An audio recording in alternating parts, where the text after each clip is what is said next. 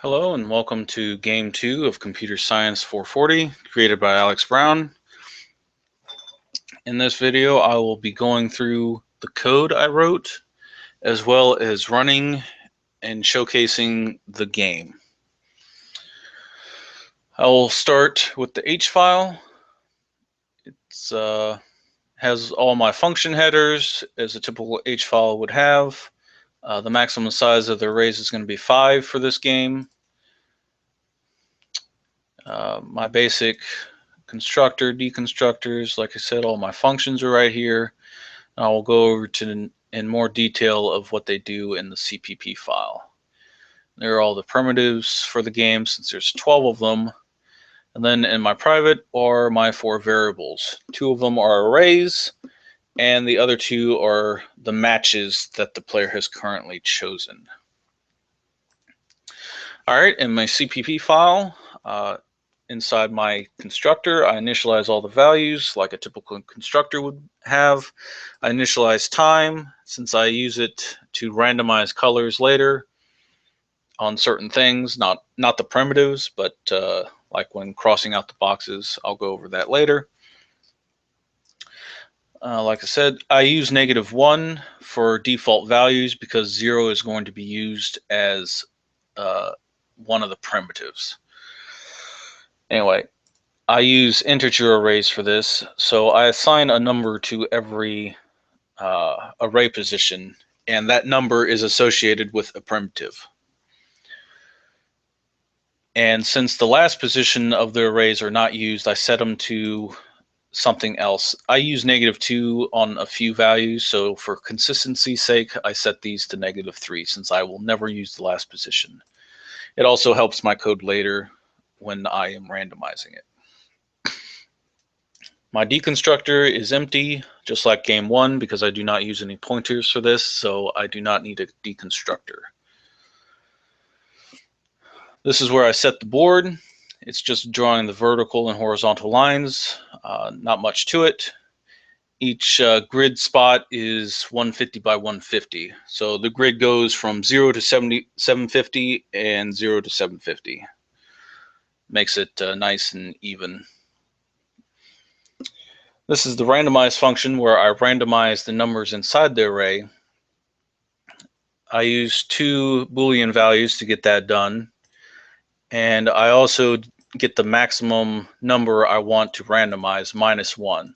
So this will pull 5 times 5, 25, but since I'm not using one of the positions, I need to subtract 1, so I get 24 numbers instead of 25. And then I use number to randomize the maximum value, so this will give me a random number between 0 and 23. I set both of these to false because these are the flag variables I use to cancel the while loop, since it'll be done randomizing. Inside my for loop, I check to make sure that done is false, and also if the pattern is -1. If there's a -1 inside the array still, I set it to true, so that way it goes back through the loop. This means it is not done if it finds a -1. Then I check to make sure the number is used or not. If a pattern inside the array is equal to the current number that's randomized, it'll set this to true and will not trigger this portion. So this means the number is already used and it will not use it again. It'll skip over the rest of the code. And if this condition is not met, it will pass the number inside the array, both arrays, since these are going to be mirrored. Since the pattern is used for the real number sequence, and the matched is used for when they're crossed out. I'll be going over more of this later. And then instead of doing a double break, I had that originally, I didn't like it, so I just set I and j to the max size to cancel the for loop, because I no longer need to loop through anything else since that number is now used. And it does this repeatedly until all slots are filled except the last position. But since the last position is -3, this will not trigger. That's why I changed it a while ago, because I ran into that issue. So I changed it to a different number so it's not applied at all. This is my reset function for when they finish the game and if they want to play again. It's pretty much just a constructor again. I set everything back to -1 and the last position to -3. Although thinking about it now, I probably don't even need this since the last position is always -3, but just in case. This function just returns the number in the array position, nothing fancy. This will return the indices of x, and this returns the indices of y for the number. Since you can't really return both at the same time, since it's a 2D array, I just have two different functions doing the same thing, just returning I and returning j. I have this right here, as you see in the comments. I was getting warnings. It wasn't giving me an error or anything, and I understand the warning because I wasn't returning anything down here, because it will always return something in here. So I just added this just to make the warnings go away. But the functions will never trigger the return -3. These are my setters and getters for the match variables. So the first image they click on, it will be passed into match 1 here, and the second image is passed into match 2 here, and then I just return the matches and the getters. So just simple setter and getters there. In this function, I check to make sure the number in the array indices are equal to the number. I'll be going over that in main more, but it's just checking to make sure the indices is the same as the indices number is the same as the number I'm passing in. This is for when the functions are matched. If the images are matched, it'll call this function and set that array position to a -2. I didn't use -1 since I initialized it up above, so I use -2 to know if it's being used, if it's crossed out or not. Now, automatically they get passed into the match, and this gets set to -2 for whatever number they click on. But once they click on two images and they don't match, this will undo those matches. So it passes in the indices for number 1, the indices for number 2, and the two numbers, and it puts the numbers back in those places. This is the function where I clear the primitives. It's once they have chosen two images, I call this function, and it removes the boundaries. Since each square is 150 by 150, I simply set a pixel limit of 3. So 147 out of 150, 3 out of, starting from 0 on both ends. And with that, I basically fill the entire rectangle box and clear it that way. So I basically clear the whole square, but slightly outside the margins of the lines. And I have this rest function here of only 1 second, just so the player has time to see the second image before it's erased. Otherwise, you don't see it at all. And 1 second I felt was sufficient time to see the image before it clears, and it also doesn't mess up the game too much by pausing. This one just clears the first image that they had, and this clears the second one. All right, this is the function where I cross out the two images if they match. This function will be called. It'll pass in the grid coordinates of the two images, and with this I make my fancy X'd out box cross. Originally I had the simple X's, but then I didn't notice that you wanted something fancier, so that's what I did. You'll see what this does in when I demo the game further in this video. But that's what all this does. This is my find shape function. Once they click on an image and it grabs the coordinates and all the other logic involved, it'll call the find shape function, which will pass in those coordinates of the grid location like if they click on the top left square, which I consider 0, 0, it will pass in 150, 150 here, which is the maximum box location of that grid. And then depending on the number, it will call that primitive. So every number is assigned to a primitive. So 0 and 23 is always associated with primitive A, and it goes down the line. So that's how I keep track of what number is equal to each primitive. Is a primitive is assigned to 2 numbers. And if it hits one of those 2 numbers, it'll call that primitive. But anyway, using that, I pass in the X and Y values so I can draw it to the screen. This is my color function. I used this when I was making my primitives, since I saved making the actual primitives for last. I used a bunch of placeholder circle dummies because I wanted to get the actual code done before I drew the real primitives.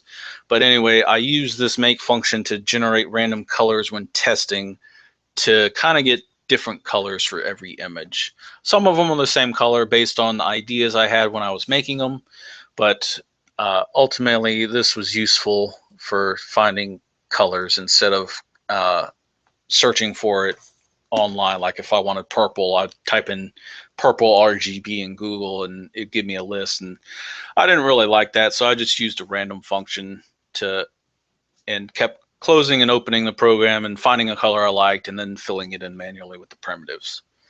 But I use this for the crossing out. But for the primitives, once I found the color I liked, I put it in manually. Anyway, down below is all of my primitives, as you see here. I'll just go over the images I drew. You'll see them more in the game. The first one I drew was a crescent moon. So it's just a circle, and then I use another circle to eat a portion of that circle, and it looks like a moon. That's, a crescent moon. The second one is a square wheel. Oh, and this is colored white, obviously. The second one is a square wheel. It's simply just a square with a circle inside of it. Nothing too fancy. I believe this was green, and the other one was like a darker green. The colors will be shown in the game, so I won't go over that further. Some of them I just did simple stuff, like this is just a triangle, nothing fancy. This I did a marked box. I believe that was just a box with, yeah, it's just a rectangle with 2 lines Xing it out. So kind of like, I don't know, a railroad crossing, kind of, just not the same colors as a railroad crossing would have. This is an apple core. It's similar to the crescent moon, except it's 2 circles eating 1 circle, so it looks like an apple has been eaten. I thought that was pretty cool. This next primitive is a wheel. It's a brown wheel, all the same color. Just 4 lines and a circle, not a filled circle. So it looks like a wheel. Pretty cool. This is just a boring circle, nothing fancy. And this one I made Pac-Man. So it's basically a circle with a circle eating out a chunk of it, but not as much as the crescent moon. And then there's another circle acting as an eyeball. In this primitive, I made a person. It's simply a stick figure. This is the head. This is the body, as you see in the comments, the arms and the legs. Looks pretty cool. I wanted to make a smiley face, but I wasn't sure how to curve the line. I think there's a curved line primitive, but I didn't look it up. So I just did like a straight face. So it's just a circle, eyes, nose, and a straight line as a mouth. So it's like you're not amused face. I thought it was pretty funny. This next one is a hammer. It's just a rectangle base and another rectangle as the hilt. And then I'd have 4 lines inside of the hammer acting as stripes. So it looks all right. And then the last one is the American flag. So this is just 2 rectangles. This is for the stars, and this is just the flag base. And then I have the 7 lines as the flag. After coding all this, I realized that I didn't want to code 50 stars for the flag because that would be 50 extra lines, unfortunately, so I kind of abandoned the stars. I kind of feel bad, but I like the flag. It looks nice. I just didn't want to have AL draw 50 circles, since I don't know if there's star primitives you can do. But anyway, it would be 50 of those, and I thought that at this point I wanted to be done. So unfortunately, I did not do the stars. But anyway, that concludes all of my primitives and CPP. Now on to the main function with all the logic. Well, logic pertaining to everything that's not with the primitives anyway, my main loop and such. So up here is my location. So when the user clicks on a mouse grid location, this function will pull the number that they clicked on. So if they clicked on grid location 00, it'll return the number from 00 in the array position. I'll go over that in more detail later. But based on the value inside this loop, it'll call one of these. Sorry, let me correct myself. This will determine the Y value of where the user clicked. And depending on the Y location, it will call one of these functions, which determines the X value of where they clicked. And then it returns the number inside of this, which will return the number inside of here as well, and returns it to an integer that is the number inside that grid location. And then I use that to determine the primitive that they selected. And this just returns the grid locations after I've retrieved the number, since I need to grab it again, since I couldn't really save it beforehand, since I'd have to do it again. Anyway, it made it easier to just grab them again. This is my main function. Default stuff. I made the width and height 752 because my maximum grid is 750 by 750. So I just did 752 in order to see the white lines on the edges, since I'm not using anything else inside the screen. So I don't need it any bigger than this. Down here, this is where I randomize the array initially. These are all my outside the loop game variables that I use, since I use quite a bit of them to keep track of everything. These are just the coordinates of the X and Y values of each match, and they're reset once the guesses are done. I'll be going over in more detail of everything they do later. Excuse me. This is the guess. So whenever they pick an image, this will increment. And once it equals 2, it'll activate the guess logic. These are just flag variables.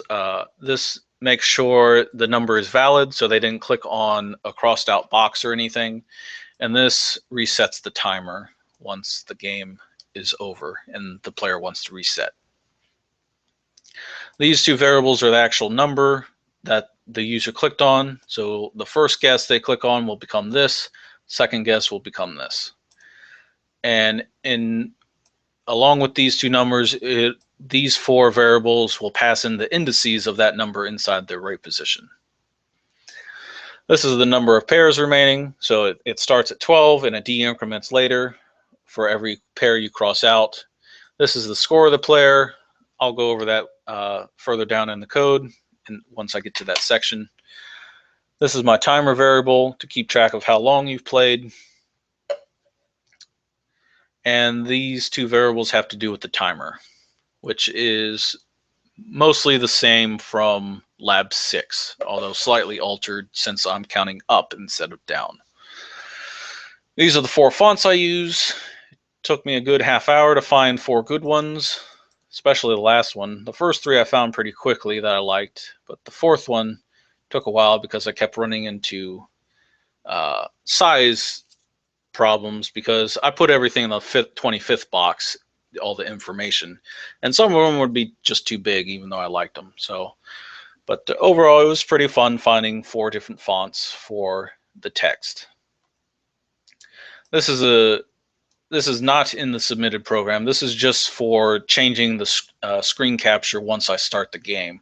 So the game won't start immediately until I hit enter. It gives me time to switch screens, basically. That's all this is for. So you can safely ignore this because it's not in the submitted program. All right, this is my main while loop for the game. Since I needed input for resetting, I moved this up to the top instead of down below. So I initialize it here. And I have my reset function at the top as well. So once the pair is equal to 0, it will check your score and it'll print out a message depending on your score. The maximum score is 9 is that number, almost 100,000. I don't feel like speaking the whole word out. That's whatever. Anyway, if you get this score, you'll get a near perfect score. But if you get 100,000, you get a perfect score.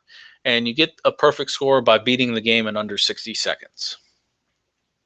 And it can be somewhat challenging. I've managed to get it a couple times, but not often.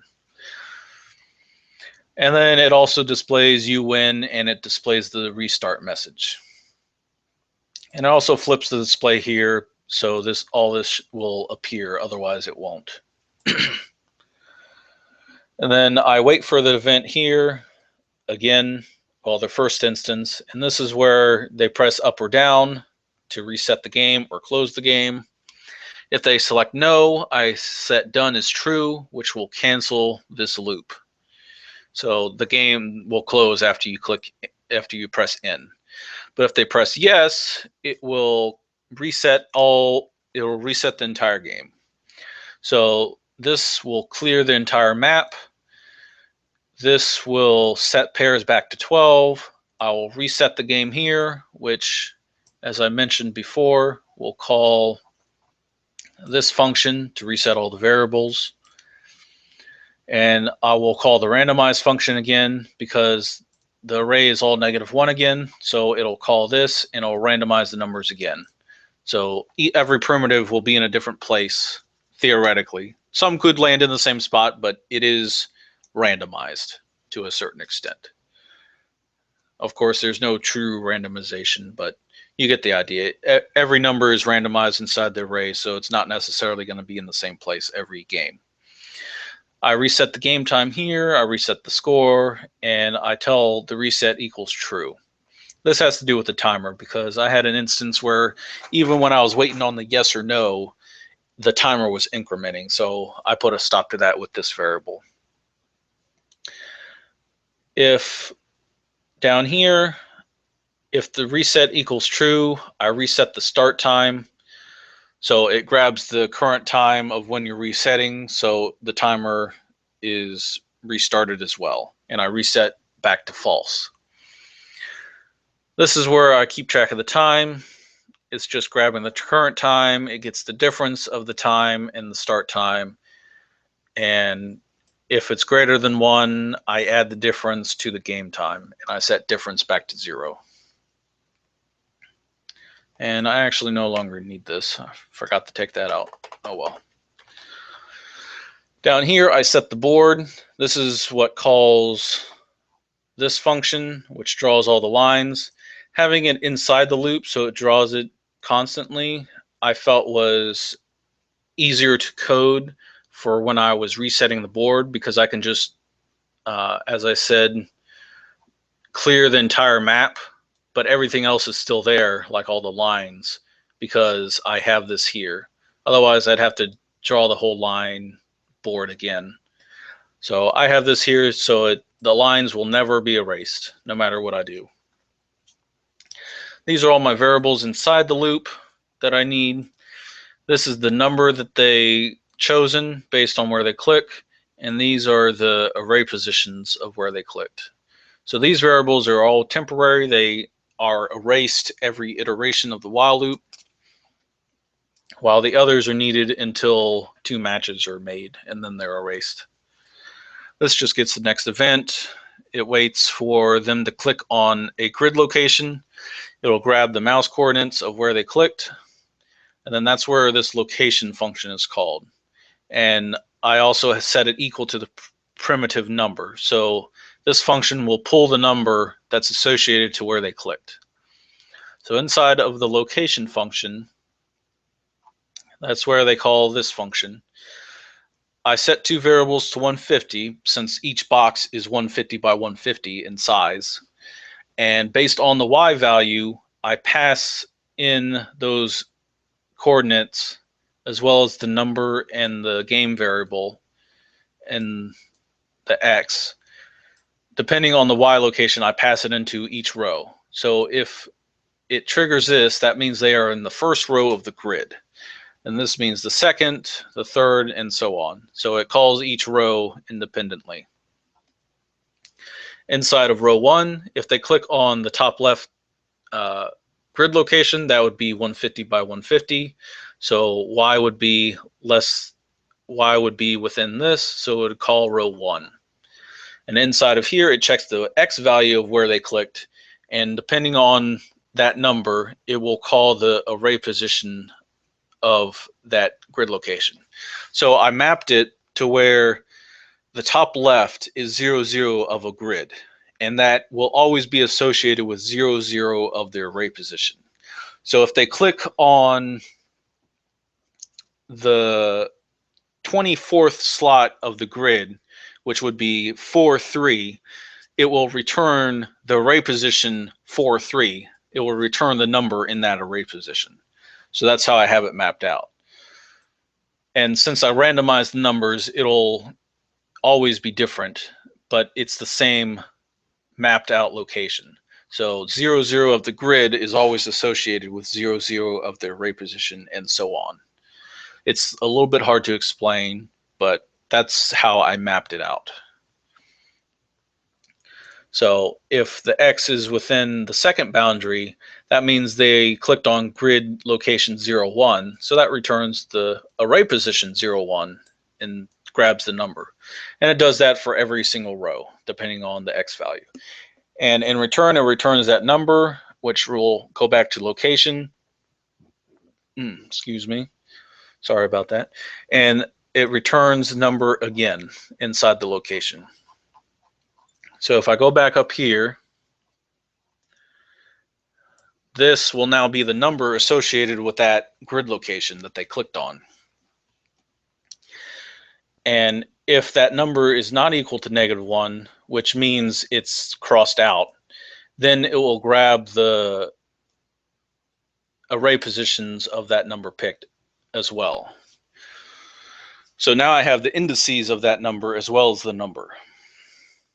And then this is where I have the two match functions, or the match if statements. This will be match 1. So the first guess they pick will enter this function, and the second guess that they pick will enter this else if statement.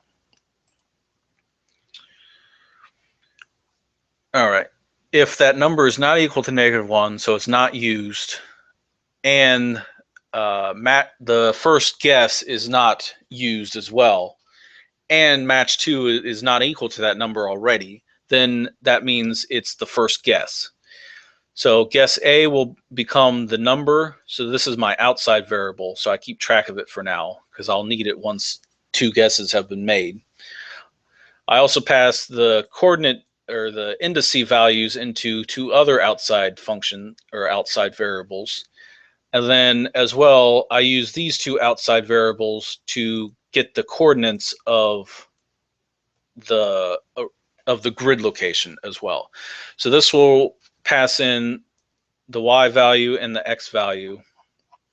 So I'll go down to here, and it just starts at 150, since 150 is the first grid spot. And depending on what number x is in the indices, it will return that number times whatever number. So if x equals 0, that means you're in row 0, and it will just return 150. Where if it's 1, it will return 300. If it's 2, it'll return 450, 600, and 750. And it does the same thing with the primitive y value. I had to split it up again since it's a 2D array. I can't return two values inside an array, so I just split it up this way. And I didn't need to use the y value at all, really. I just needed to find the value. Or actually, this should actually be y instead, because that's what I passed in. I have it as x. So that's a small error. But anyway, I return the maximum grid location of the box of that number. So now, after all that, I have the number, I have the two indices, and I have the two coordinates of that number inside the grid location.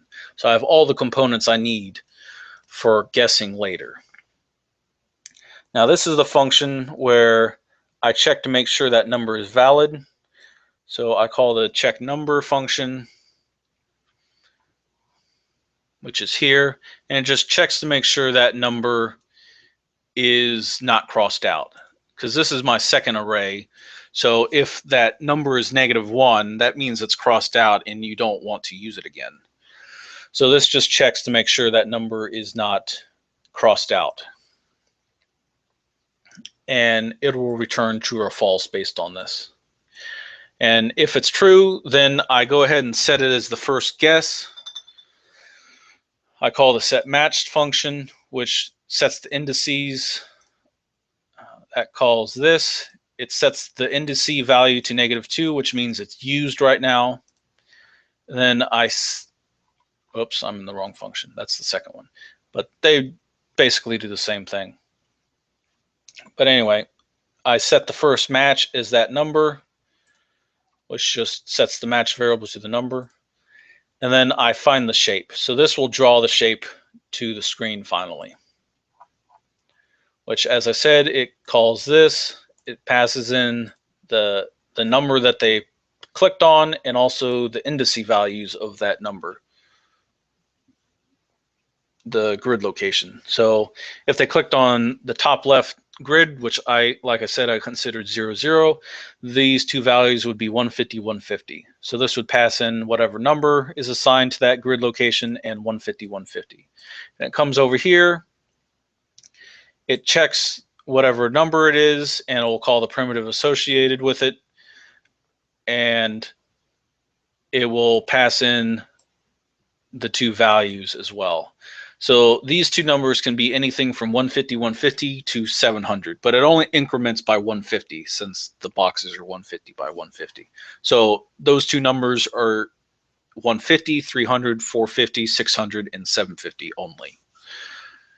So that way it will always know the grid location as well. And then with that information, with these numbers subtracted, it will center the image to that box.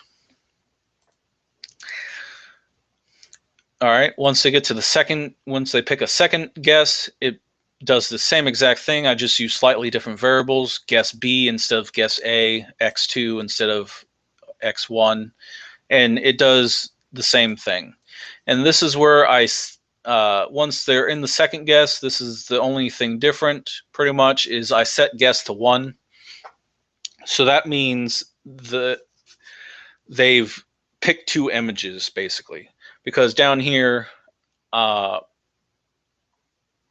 on. Oh yeah, down here, okay. In order to not have it trigger the guess logic automatically, I set it to 1 instead of incrementing it here and then here. So that way it gives you time before everything happens. So everything doesn't happen all at once and you miss out on information. So down here is where I trigger the guess logic. I found a really ingenious way of checking to make sure the two guesses match, because based on setting this up, I set the first number to the lowest and the second number to the highest and worked my way down.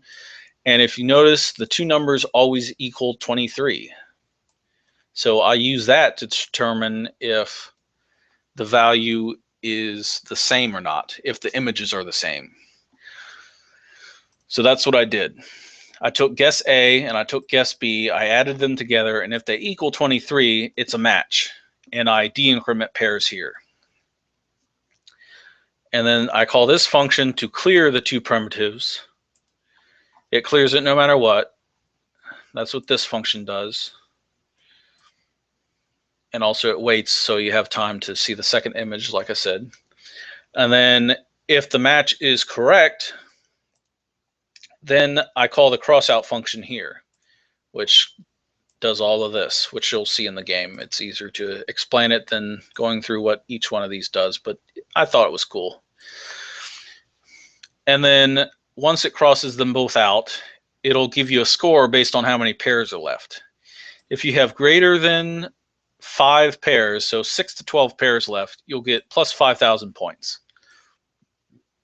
If you're on the last pair, so if you have only 1 pair left and then you get it, so this will become 0, that's why it's less than 1, then you get almost 20,000 points since it's the final pair of the game. And if you get between 1 and 5 pairs left, you get a score of 10,000. So ultimately, you get 100,000 points at the end. Now, if you beat it under 60 seconds, you get the final point. So all of this will add up to 999,999. But if you beat it in under 60 seconds, you get an extra point for the 100,000. So this just checks to make sure pairs is 0 and the game time is less than 60 seconds or less. And that's all the match does. But if the match is still false, since up above I set it to false here initially. So if it's false, then I call the undo match. And that's what I use for all the outside variables for. So this will pass in the indices of the first guess along with the guess number. And this passes in the 2 indices of the second guess with the guess number. And it'll return those numbers to the matched variable. I do not remember where it was at. Oh yeah, right here. So it puts the numbers back into the matched array, since that's what I use to determine if they're crossed out or not, with the other array just having the numbers. And then, don't need 2 of those. And then after all that's done, I reset the matched, because regardless, I don't want the matched anymore, because those are the 2 guesses they currently clicked on. So even if they match or unmatched, because they get crossed out or undone, I set the match variables back to -1. So they're unused again. And I set guess back to 0. Now down here, this is where I mentioned a little bit ago, where I didn't want it all happening right after this happens. So once guess equals 1, I set it to 2 here, and then the next iteration it'll call this function and skip everything else for the time being. That way, I don't remember exactly, but it was triggering all of this at the same time, and I wanted it to have some space in between so you have time to view the images more. And that's all that does. And this is where I keep all the game statistics at. I no longer need this as well, because this was for testing. But anyway, I have in the 25th box is where all of this goes. This will clear the 25th box automatically, so it clears the whole entire box down there. And then it has the pairs left, the score, and the current time. And then I flip the display. And then once they're done with the game, traditionally it just destroys everything and returns. So that's the basis of the game. I believe I covered everything. And now it's time to start the game. Now, I'll have to switch the screencast so it shows the actual game instead of my code now, which is why I had the system pause implemented. So I have time to do that. So the timer isn't going while I'm switching. So I'm going to run the game, and I'll switch to the screencast now.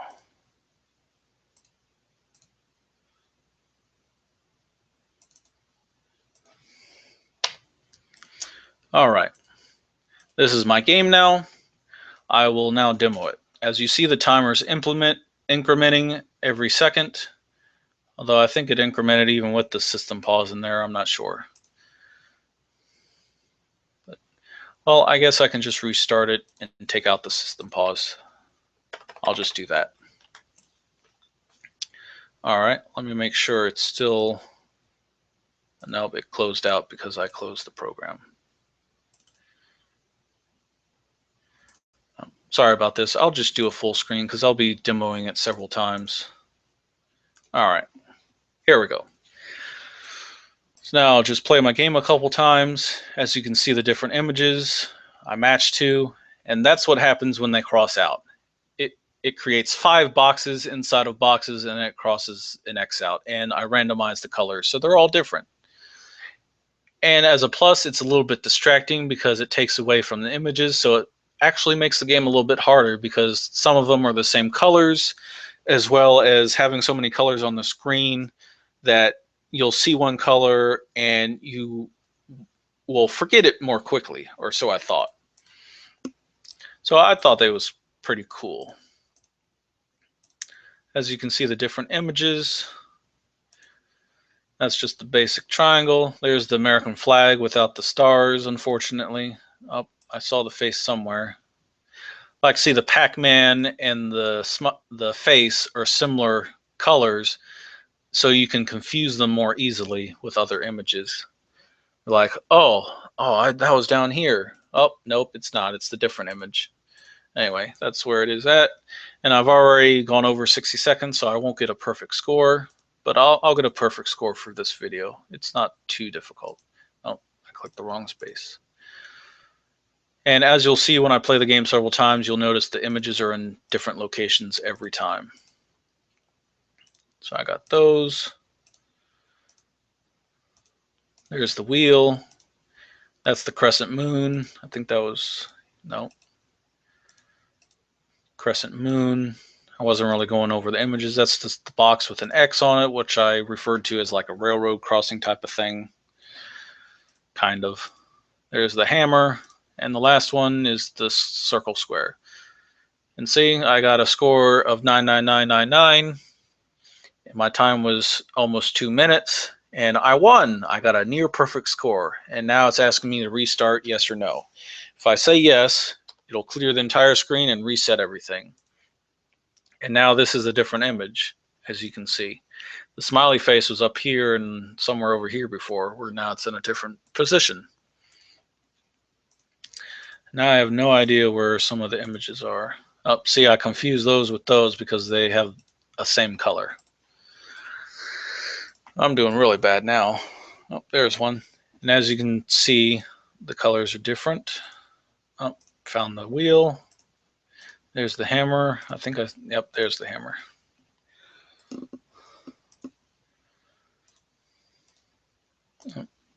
See, I just confused white.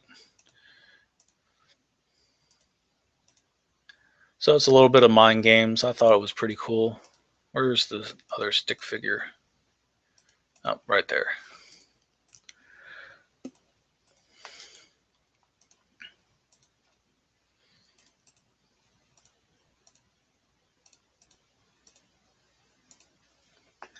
So it fills up the grid. Oh, there's another match. I missed the timing again.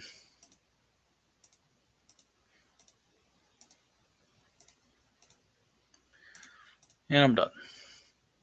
I got a near perfect score again, but I did much better than last time. But as you can see, each cross is 5 different colored boxes. The X's are always black, though, because I didn't want those as multicolored. I thought about making them red, but since that was in the original program, I just made it black instead. Occasionally with overlapping if the boxes are 2 similar colors, but overall I like the design. I'll restart it again, try and get under 60 seconds this time.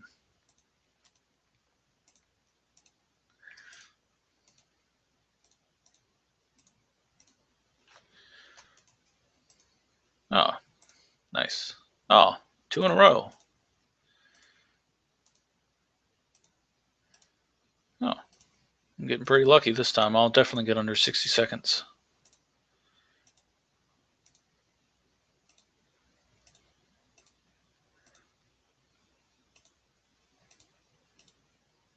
Oh, that's the fastest I've done it. Now I got 100,000. I got a perfect score. And as you can see, the pairs de-increment.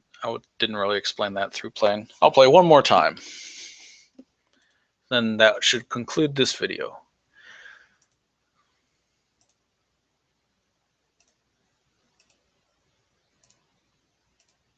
No, where was that at? There we go.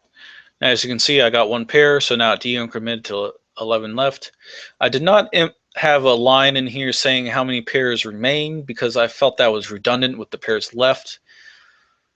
Like the variable would be 1 right now, which, I mean, you saw there are 12 left, so I didn't feel you needed to have it in here. It was redundant to me, so I did not include it. I think the hammer was right, yep, right there. Since I was explaining that, I won't beat the time again. Oh well.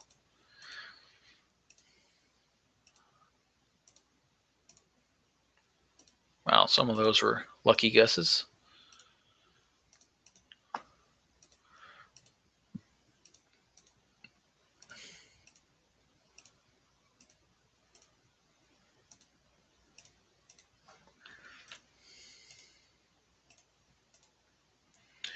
All right, and I got a near perfect score again since I didn't get under 60 seconds, and I will now press N to close the program. And that closes the program. All right, I believe I covered everything. That will conclude this video for game number 2 of Computer Science 440. This program was created by Alex Brown, and I hope to see you next time.